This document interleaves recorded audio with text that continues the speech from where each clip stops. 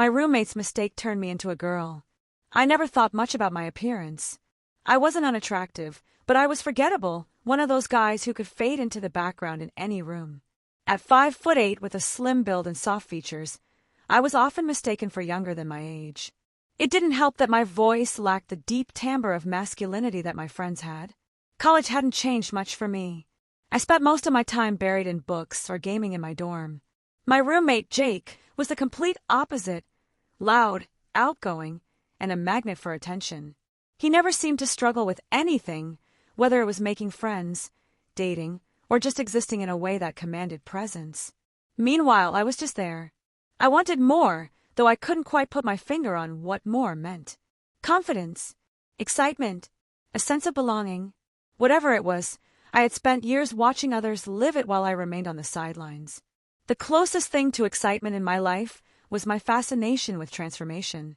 Not in a dramatic, life-changing way, just little things, like the way a new haircut could make someone look entirely different.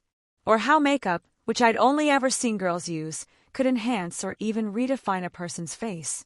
There was something captivating about it, something I never admitted to anyone, even myself. One night, as I sat at my desk pretending to study, I caught my reflection in the darkened window. My shaggy brown hair hung in my eyes, and my thin frame was swallowed by an oversized hoodie. The thought crept in before I could stop it. What would I look like if I changed? It was a fleeting curiosity, one I quickly dismissed. Guys didn't think about things like that. At least, not guys like me.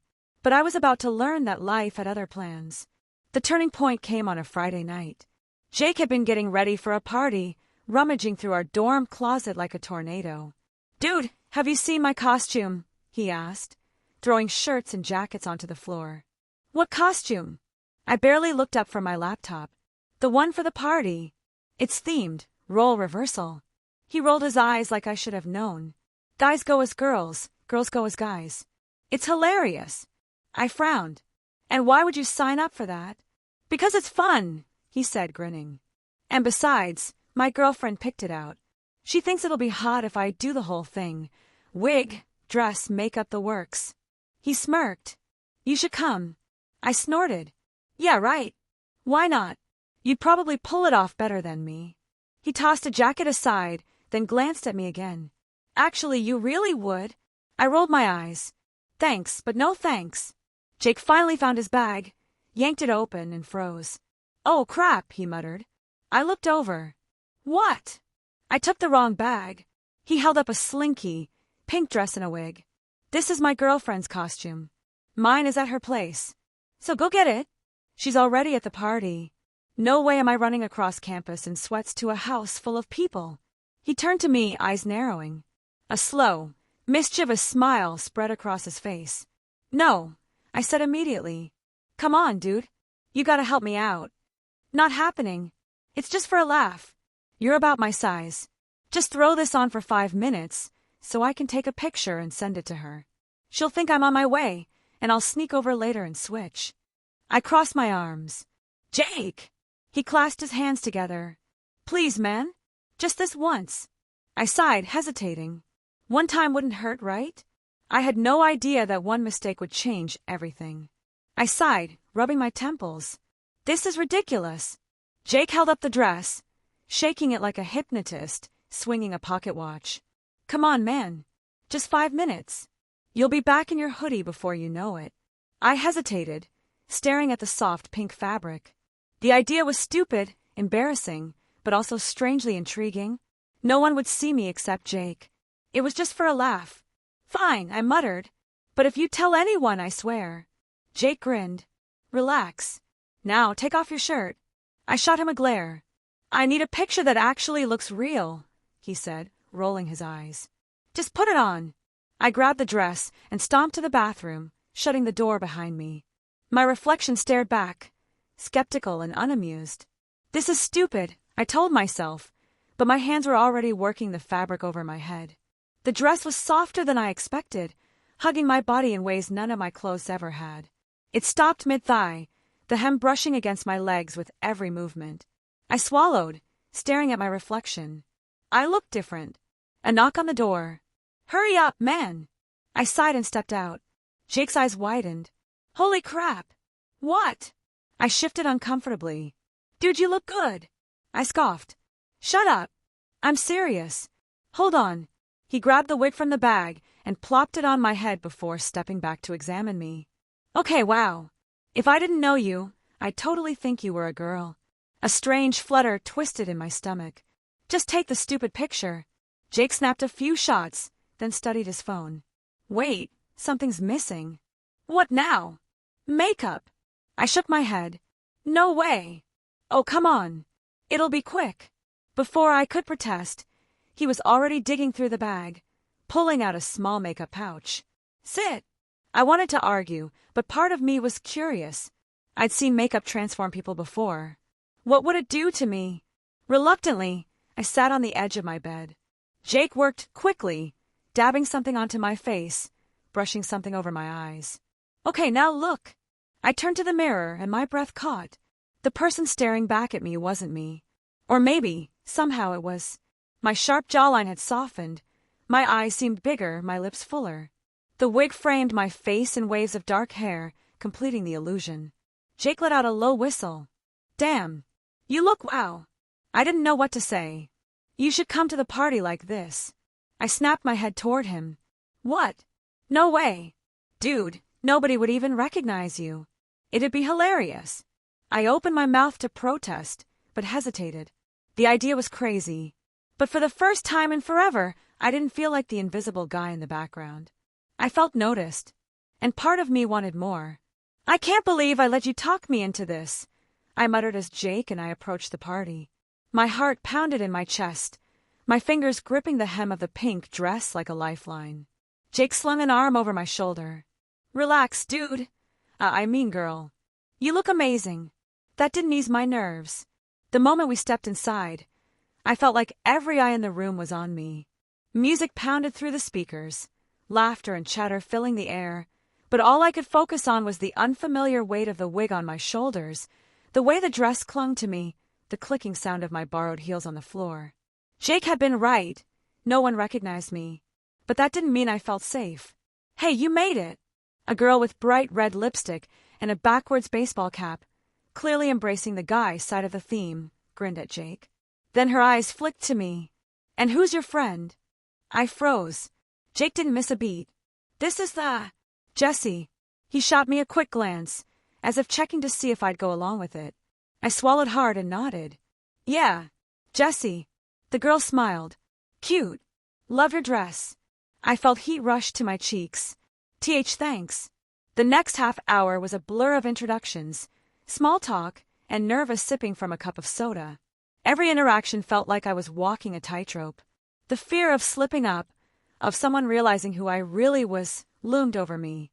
Then came the real challenge. Jesse, come dance. A group of girls I just met grabbed my hands, pulling me toward the living room where people were swaying to the music. Panic surged through me. Oh, I don't really. Come on. Don't be shy. I glanced at Jake, but he just gave me a thumbs up. Traitor. I had no choice but to follow. The music thrummed through my body as I awkwardly shifted from foot to foot, trying not to look completely ridiculous. But as the minutes passed, something strange happened. I started to relax. The girls cheered me on, hyping me up as I moved with them. Their acceptance was intoxicating. For the first time, I wasn't just the quiet guy in the background. I was part of something. Then disaster struck. I turned too fast, and my heel caught on the carpet. My ankle twisted, and I crashed forward, straight into someone's chest. Strong hands caught me, steadying me before I could hit the ground. Whoa, you okay? I looked up, and my stomach dropped. It was Ryan Carter, football captain, campus heartthrob, the guy every girl, and some guys, drooled over. His hands were still on my waist, his blue eyes scanning my face. You all right? I couldn't breathe. Why, yeah. He smiled. Good. You were killing it out there. And just like that, my world tilted on its axis. I stared at myself in the bathroom mirror, my breath coming in shaky bursts. My makeup was smudged from sweat, my wig slightly askew, but the reflection staring back at me was different. Not because I looked any less like a girl, but because, for the first time, I didn't want to take it off. I still felt the warmth of Ryan's hands on my waist, the way he'd smiled at me, completely unaware of who I really was. But wasn't this also who I really was? The way I felt tonight, the thrill, the acceptance, the joy, was unlike anything I'd ever experienced. A knock on the door made me jump. "Jessie." Jake's voice was cautious. "You okay in there?" I swallowed, smoothing my dress before opening the door. Jake's eyes searched my face, probably expecting me to be panicked, ready to leave. Instead, I smiled. "I think I am." His eyebrows shot up. "Really? I figured you'd be freaking out by now." I shook my head. "It's weird, but I liked it. Being out there, dancing, talking. I felt free." Jake let out a low whistle. "Damn. So what does this mean?" I took a deep breath, the weight of the night settling in. "I don't know yet, but I do know that I'm not ready for this to end." His grin was immediate. "Then it doesn't have to." When we returned to the party, something had shifted in me. I no longer hunched my shoulders, hoping to disappear. I walked with confidence, smiling at the people who greeted me. The biggest test came when I ran into Ryan again. "There you are," he said, his easy smile making my stomach flutter. "Thought you disappeared on me." I laughed, tucking a loose strand of hair behind my ear. "Just needed a minute." "Well, glad you're back." His gaze flicked over me, appreciative but kind. "Wanna dance again?" And for the first time, I didn't hesitate. As I moved with him, something clicked inside me. Jessie wasn't just a disguise, a prank gone too far. She was a part of me, a part one wasn't ready to let go of. And maybe I never would. The next morning, I stood in front of my bedroom mirror, still wearing the dress from last night. The makeup had faded, my wig was slightly tangled, but underneath it all, I felt more like myself than I ever had before. And that scared me. Jake sat on my bed, watching me with careful eyes. "You've been staring at yourself for 10 minutes. I let out a shaky breath. "I don't know what to do." He leaned forward. "What do you want to do?" That was the real question, wasn't it? Before last night, I never would have considered that Jessie could be more than a one-time thing. It was supposed to be a mistake, a prank, a joke. But it wasn't. I liked being Jessie. I liked the way it made me feel. Alive, confident, free. But stepping out as her again, on purpose, meant admitting that something inside me had changed. And that terrified me. I turned to Jake, my voice barely above a whisper. "What if people don't accept me?" His face softened. "Some won't. But the ones who matter, they will." His words settled in my chest, pushing past the fear, the doubts. I had spent my entire life shaping myself into what I thought people expected me to be. Maybe it was time to finally be who I wanted to be. With a deep breath, I grabbed my phone and pulled up my messages. My fingers trembled as I typed. "Hey, Ryan. I need to tell you something. Can we meet?" His response came almost instantly. "Of course. Coffee shop in 30.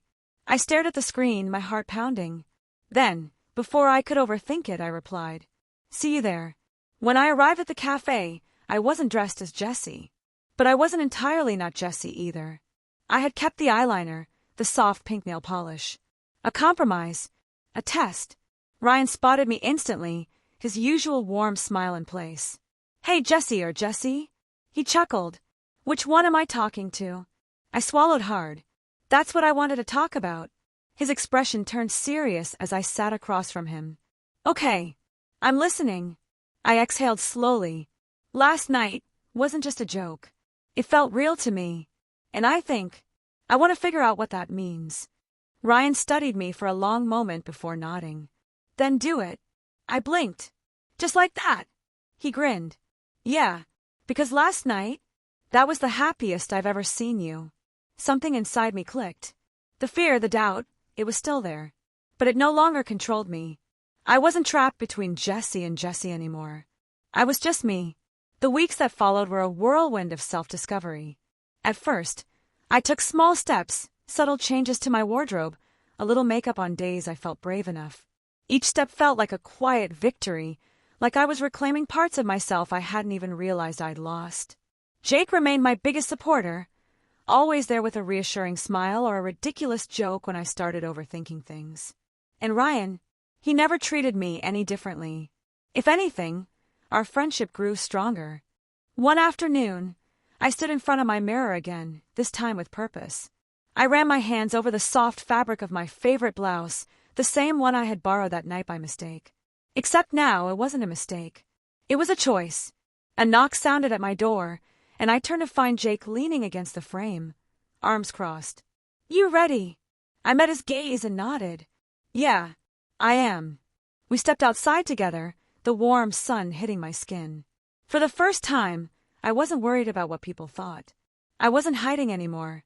For the longest time, I thought happiness was something I had to earn, something that came from fitting into expectations, from being who people wanted me to be. But the truth is, happiness isn't about becoming someone else. It's about allowing yourself to be who you've always been. I didn't have all the answers yet. I was still figuring things out, still navigating the uncertainties of this journey. But for the first time, I wasn't afraid of the questions. Because I wasn't alone. Because I was finally me. And that was enough.